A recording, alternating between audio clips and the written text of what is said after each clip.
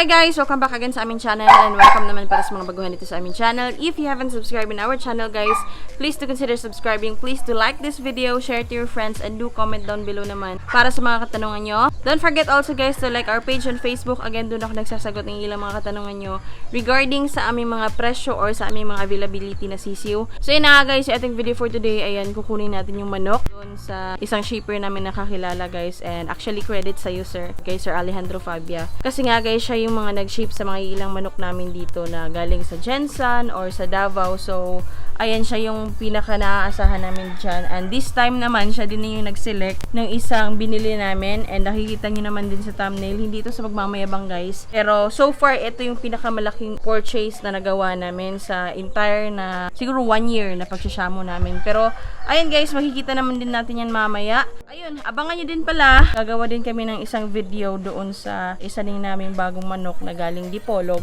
So, abangan nyo yan guys kasi isusunod ko yan. So, for today's video nga muna, dun tayo sa ating unang manok na makukuha today. And actually, same day lang yung dating nila pero i-separate video na lang natin. It's April 25 ngayon and it's already 7 AM in the morning. Ayun, hindi ko alam kung anong nangyari. And usually kasi dumadating si Sir Fabia dito sa amin. Maaga pa, siguro mga around 5 to 6 or 5:30 to 6. Kadalasan yung biyahe niya. Pero, ayan, umaga pa naman din. Naghihintay na lang din kami ng tawag sa kanya. Nakisuyo talaga kami kay Sir Fabia na gusto namin na ikaw talaga muna kumuha. Kasi alam niyo naman guys, ang panahon ngayon may pandemic pa. So, hindi na lang din kami at least nga kami talagang pumunta. At least si Sir Fabia, rutina niya yan. Like, galing siyang Jensan, tapos pupunta siyang Davao. So, okasyon na rin siya na pwede siyang makapunta dun sa yard na yun. Kasi kakilala din ni Sir. So, ayun, nakisuyo na lang kami. Ayun, today yung kanilang travel or yung travel ng manok, maging sila Sir Fabia, yung family niya, papuntang KIDAPAWAN. So, ayan, again, meet up din kami doon sa Petron siguro mamaya. And nga pala, meron ding Facebook account si Sir Alejandro. I-contact nyo. Itong taong to, siya yung always na nasishipan namin ng manok. Kung galing lang din naman ng Jensan yung manok or ng Davao, pwede siya guys makapag-ship kung papunta dito sa KIDAPAWAN. Pero by scheduling pa rin yan. And ayan, contact nyo lang si Sir kasi maasahan talaga siya. Kasi napakarami na ding manok namin or mga ilang manok din namin sa kanya namin napaship. So mamaya na lang guys, ay update ko na lang din kayo kung tumawag na si Sir and then agad-agad pupunta na rin kami doon. So ayun, magpapakain na muna ng manok si partner habang wala pa or hindi pa tumatawag si Sir. So see ya later guys. A few minutes later. So ayun guys, nakatawag lang ng Sir Fabia actually. Kakababa ko lang or kakatapos ko ng vlog yung kaninang first clip. Pero ayan, nagtawag na siya na malapit na daw siya. So ayan, punta na muna kami doon and then tingnan natin na makuha na din natin yung manok.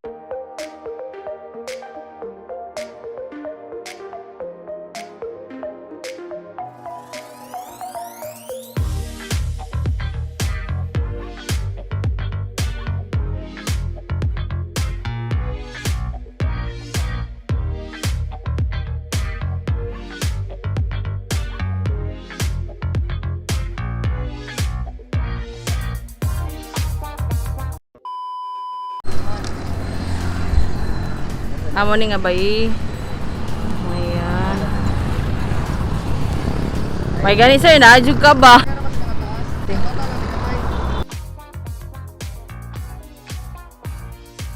So yun guys, nandito na kami and nakita nyo kanina yun si Sir Fabia, tapos ayan, nandito na yung mga manok natin. Ito yung dalawa na sinasabi ko sa inyo, tapos nakakuha din kami nung isa guys.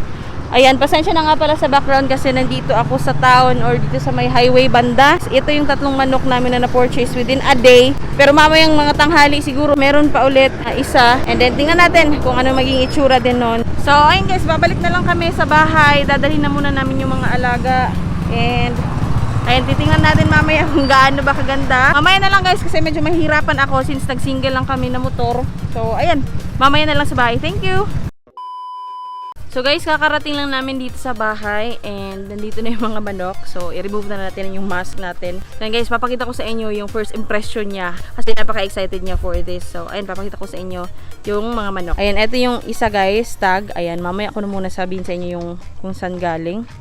Ayan, ito siya guys. Pure black siya actually. Ayan yung kanyang mukha.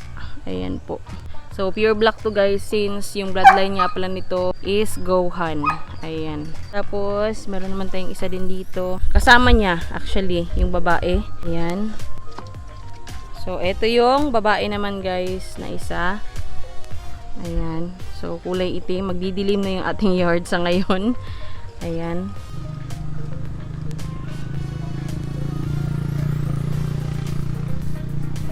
Ayan naman yung isa pala guys na inahin. So, black din guys. Pero ibang breeder namin to nakuha. Galing din Davao. Tapos yung dalawa is ibang breeder din. So mamaya sasabihin ko sa inyo. And pagpapahingahin na muna natin yung mga manok guys. Kasi galing silang biyahe. Even hindi siya masyadong mainit. Pero ayan, pagpahingahin na muna natin. And then mamaya guys, papakita ko sila sa inyo ng close up talaga. Ayan yung isang babae naman. Tapos eto yung isang lalaki din. Ayan. So tingnan natin mamaya yung kanilang mga itsura. Para ayan guys, makita nyo rin ng close up. 4 to 6 more days later. So hi guys, good morning. Ayan guys, nakalipas ang 4 na araw, hindi ako nakapag-update during that day. No, first clip namin kanina, since medyo napagod kami and then nagsundo pa kami ng mga ilang manok na dumating. Same day kasi yung dating ng mga manok namin.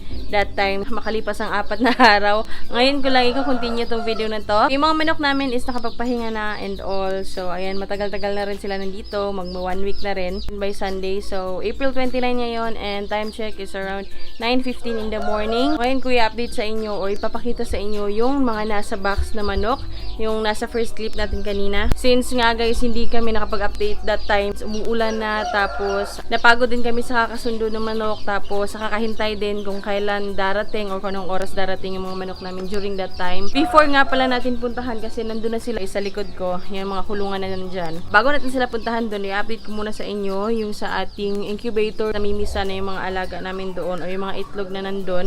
Etong mga itlog na to guys is eto na yung first hatch na gamit yung malaki naming incubator.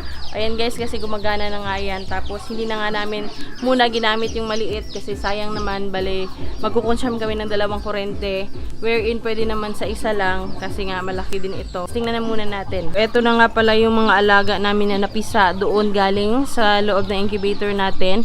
So eto is mga native lang to lahat. Tapos meron tayong Belgian dito. Tapos, eto guys, naman yung anak ni Apollo. So, ayan guys. Napakaliliksin na rin guys. Siguro nasa 3 araw or 2 araw na yan. So, eto naman is nasa 1 araw to 2 araw. Maging yung dito. Tingnan natin yung loob ng ating incubator. So, ayan na siya guys. So, ayan guys, nakikita nyo, meron na kaming tag na nakalagay. Ayan, meron na mga ilang tag. So, ito na yung so far na nangyari guys. Kung mapapansin nyo nga pala sa ilalim, napakadaming shell. Hindi ko pa nawawalisan. Namisa na yung lahat. Halos na nandito. Hindi ko lang talaga na video din. Kasi napaka-busy namin guys. Pasensya na talaga. Maging sa Facebook page, hindi ako nakapagsagot. Pero ayan lang, quick ano lang muna, update sa inyo na ayan, okay na yung ating incubator. Nakakapag-hatch siya ng mga itlog. Tapos yung dito sinihintay ko pa yung ilan dyan guys. Ito, hatching na rin to.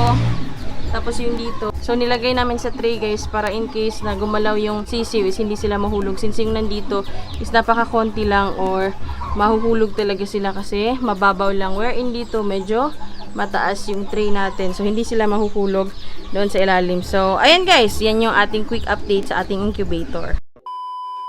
So ayun guys, nandito na ako sa baba. Bago ko nga pala sila ipakita sa inyo, i-discuss na muna natin kung paano ba namin nakuha yung mga manok na yan. So anyway, si Sir Fabia yung nag-select nung 2 manok na to. Hindi ko na muna i-include sa video na to yung isang manok na naka-separate na box. Kasi guys, ibang breeder naman din yun. So eto mga manok na to, yung mga walang name sa carton or yung walang mga nakalagay na detalye is si Sir Fabia yung nag-select nito dun sa kakilala niya. And of course, nag-inquire din kami dun sa breeder na yun. Ayan, lalagay ko sa screen yung kanyang pangalan. Ito yung kanyang Facebook account guys. Ayan.